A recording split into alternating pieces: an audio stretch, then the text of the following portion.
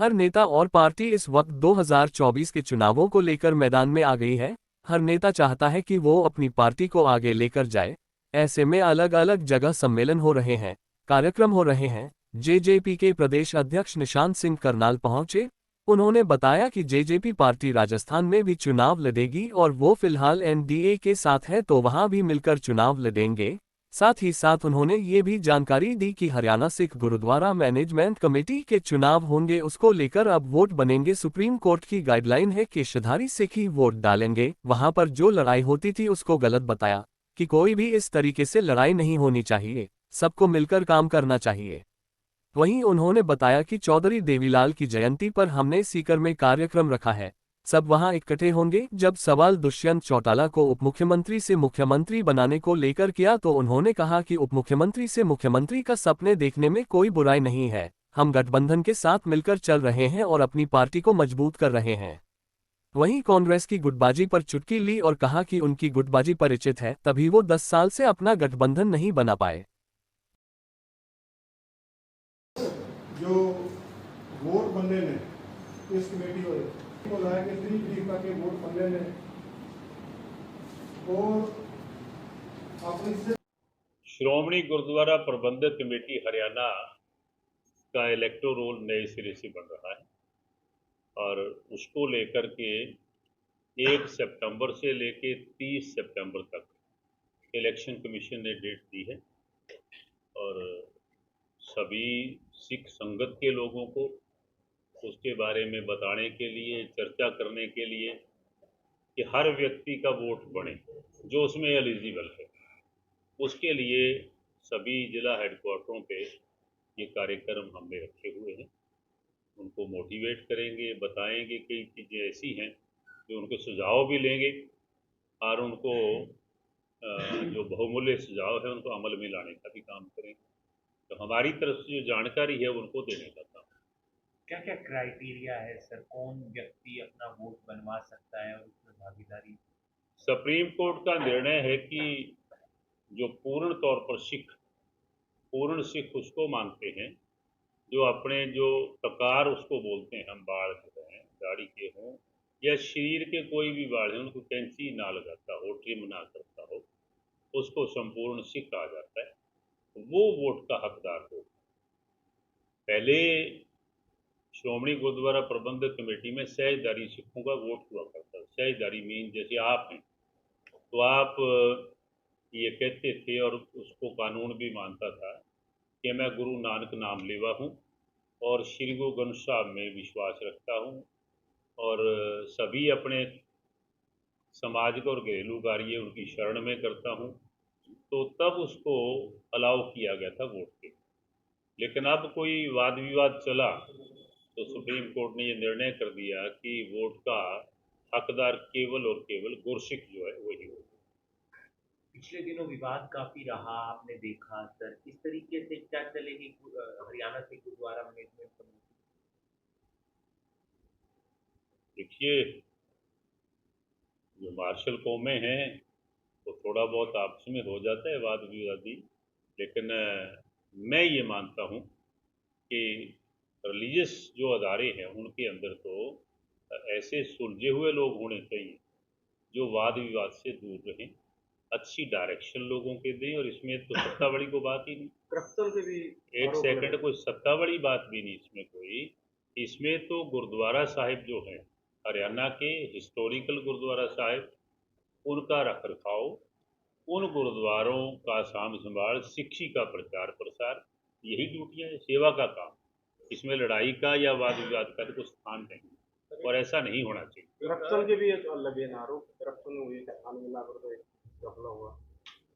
देखिए, पता नहीं सारी बात का उनका क्या मैटर है, क्या क्या बातें हुई हैं, लेकिन अगर कोई पॉलिटिकली सरकारें जो चलाते हैं वो करप्शन करें तो वो भी माननीय नहीं, अपराध माना जाता है, सजा काटनी पड़ती है। यहाँ गुरु की शरण में आकर के कोई काम करता है तो मुसलमान मस्जिद में करता है, सिख गुरुद्वारे में करता है, तो वहाँ करप्शन हो तो फिर तो दो लोगों का दोषी हो गया, वो संगत का भी हो गया, लोगों का, जनता जनार्दन का और गुरु का भी हो गया, तो गलत है।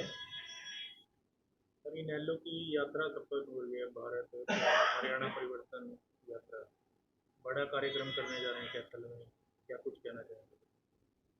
देखिए, यात्राएं तो सभी पार्टियां निकालती हैं सत्ता प्राप्ति के लिए। तो जहाँ तक कैथल का कार्यक्रम, वो तो जननायक चौधरी देवीलाल जी का पुण्यतिथि है। उस पे तो 25 सितंबर को शायद जयंती होती है। जो आज जयंती है उनका जो उनके फॉलोअर्स हैं वो सभी करते हैं। हम भी 25 सितंबर को करेंगे, इनेलो वाले भी करेंगे। तो आपकी तो राजस्थान में रखी गई थी। यस, क्यों सीकर। हरियाणा में करी? देखिए, जो आपका कर्म क्षेत्र है आप वहाँ कहीं भी रख सकते हैं। हमने जम्मू कश्मीर में तो रखी नहीं। राजस्थान से हमारे राष्ट्रीय अध्यक्ष जो है डॉक्टर अजय सिंह चौटाला जी 2 बार विधायक रह चुके हैं और पुराना लगाव है। और उनका निकास भी उनके पुरखों का, चौधरी देवीलाल जी के पुरखों का, वो राजस्थान से है। तो हम राजस्थान में पॉलिटिकली एस्टेब्लिश हो रहे हैं, वहाँ जाते हैं, अपना संगठन बनाया हुआ है प्रदेश अध्यक्ष बना करके। वहाँ भी इसी तरीके से पूरा संगठन हमने वहाँ बढ़ाया है। इस बार चुनाव है राजस्थान में, तो क्या तैयारी है? कितनी सीटों पर लड़ रहे हैं? चुनाव के लिए तैयारियां चल रही हैं और इसीलिए वहाँ सीकर में ये कार्यक्रम रखा है। पहले भी कई कार्यक्रम पार्टी लड़ेंगे चुनाव जेजेपी पार्टी? श्योर लड़ेंगे, इसीलिए तो कार्यक्रम रखे हैं। बीजेपी के साथ अकेले? देखिए, हम बीजेपी के घटक दल हैं एनडीए के, तो स्वाभाविक है कि पहले भी मिलकर के सरकार चला रहे हैं और फर्दर भी जो चुनाव होंगे वो जेजेपी बीजेपी मिलकर के लड़ेंगे। राजस्थान में मैं कह रहा हूँ कि भारत के अंदर जहाँ भी लड़ेंगे, जब हम भारतीय लेवल पे उनके घटक दल हैं तो मिलकर के लड़ेंगे। कांग्रेस की गुटबाजी पिछले दिनों आई सामने, देखा होगा, आपस में ही लाख घूसे चल रहे। आप पॉलिटिकल पार्टी हैं, उनके विपक्ष में है, आप यही बाहर चर्चा में है, तो किस तरीके से देखते हैं?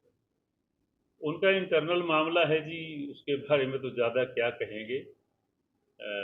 चिर परिचित अंदाज है उनका, तो तभी शायद वो पिछले 10 वर्षों में संगठन नहीं बना पाए। लेकिन मैं ये मान के चलता हूँ कि पॉलिटिकल पार्टी तो लोगों की सेवा के लिए होती है।